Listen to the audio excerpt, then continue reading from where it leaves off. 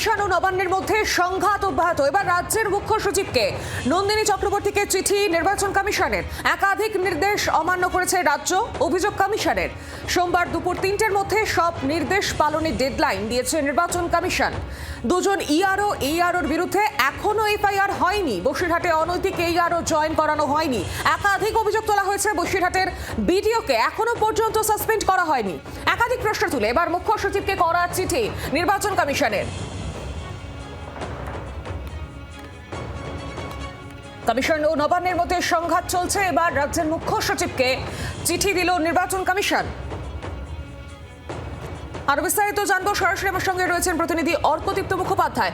অর্কদীপ্ত, এই যে কমিশন নবান্ন সংঘাত তা তো দীর্ঘদিনের, এবার রাজ্যের মুখ্য সচিবকে চিঠি দেওয়া হয়েছে, একাধিক অভিযোগ তোলা হয়েছে, কি আপডেট রয়েছে তোমার কাছে?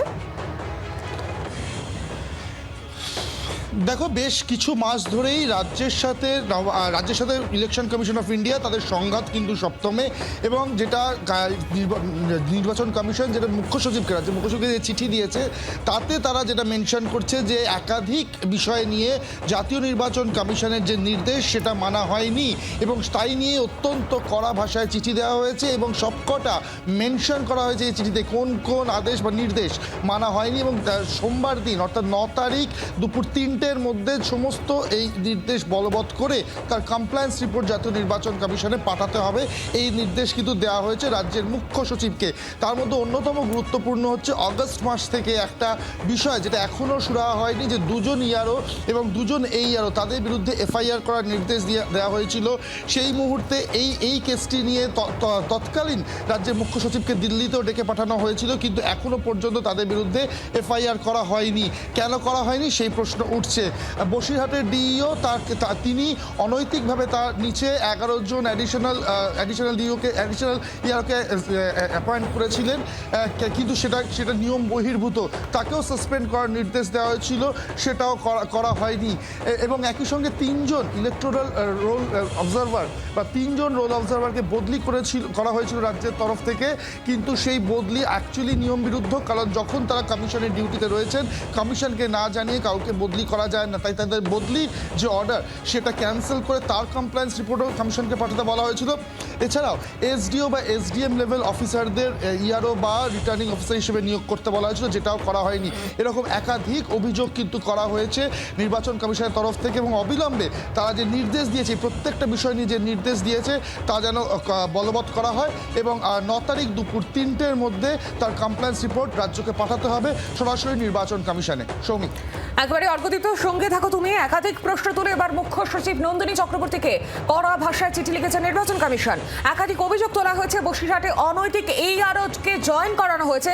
এর পাশাপাশি বসিরহাটের বিডিওকে এখনো পর্যন্ত কেন সাসপেন্ড করা হয়নি, দুজন ইআরও এবং দুজন এইআরওর বিরুদ্ধে এফআইআর করা হয়নি কেন এখনো পর্যন্ত, এই সব বিষয় নিয়ে জানতে চাইছে এবার নির্বাচন কমিশন। আর এই সংক্রান্ত একটি রিপোর্ট পাঠানো হয়েছে।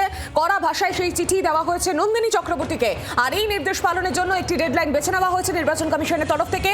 9 তারিখ এই নির্দেশ পালন করা হবে।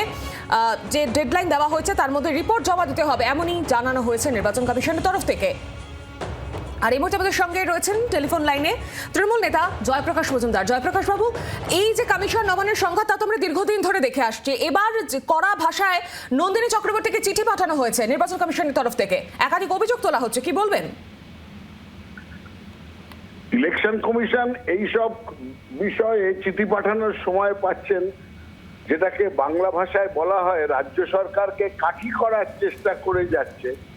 কিন্তু মমতা বন্দ্যোপাধ্যায় মুখ্যমন্ত্রী যখন কমিশনকে 7টা-8টা চিঠি লিখেছেন, সেগুলোর উত্তর দেওয়ার তাদের সময় নেই বা তারা প্রয়োজনীয় মনে করে না। এটাই বুঝিয়ে দিচ্ছে যে এই ইলেকশন কমিশন আর নিরপেক্ষ এবং নির্ভীক নেই। তারা একটা উদ্দেশ্য নিয়ে কাজ করছে, সেই উদ্দেশ্যটা ক্রমশ আজকে প্রকাশিত হয়ে সকলের মনে ঢুকে গেছে।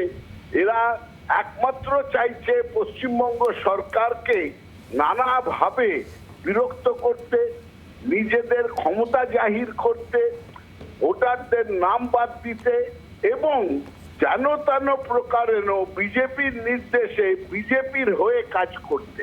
সেটা আজকে প্রকাশিত। গতকাল যে ঘটনা ঘটেছে সুপ্রিম কোর্টে এবং ঐতিহাসিকভাবে মমতা বন্দ্যোপাধ্যায় সকলের চোখে আঙ্গুল দিয়ে দেখিয়ে দিয়েছেন যে নির্বাচন কমিশনের অপদার্থতা, এই সামনের সোমবার সেটা আরো সামনে আসবে। আমরা আশা করছি এই সমস্ত ব্যাপারে গণতন্ত্র রক্ষার ব্যাপারে, রাজ্যের সক্রিয়তা নিজস্বতা রক্ষার ব্যাপারে সুপ্রিম কোর্ট নির্দিষ্ট অর্ডার দেবে এবং ইলেকশন কমিশনকে তাদের জায়গাটাও বুঝিয়ে দেবে। ধন্যবাদ আপনাকে। বাংলার আওয়াজ, বাঙালির আবেগ, জি 24 ঘন্টা।